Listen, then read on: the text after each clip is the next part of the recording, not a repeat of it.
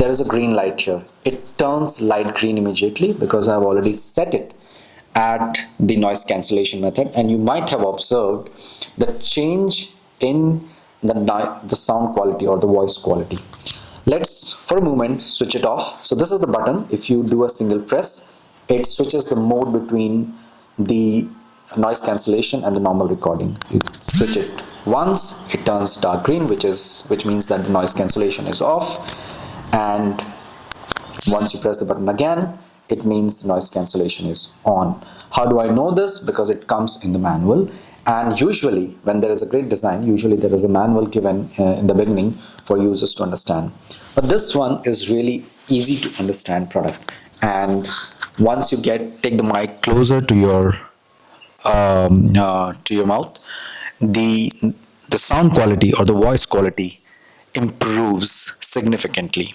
So this product it fits really well in the two criteria, which is the constraints. It has certain constraints. It has only 3 buttons, one display or one light indicator, which indicates the feedback of your actions, and nothing else. So you have to perform all the actions within this area. Really good constraint. The product is easy to handle, really good quality. I love to show it to anyone when I meet them. And if you really understand, effective design needs to satisfy a large number of constraints and concerns, including the shape and form. I think it's pretty good. The cost and efficiency. Cost is not very high, if I can be very honest with it, given the quality of the product. So the price value point is really good for this product. I'm not going to reveal the price here because these are listed on the QCOM website, so you can check them out there. They fit really well in reliability and effectiveness. This product is highly reliable. It has not disappointed me so far, and it's really effective.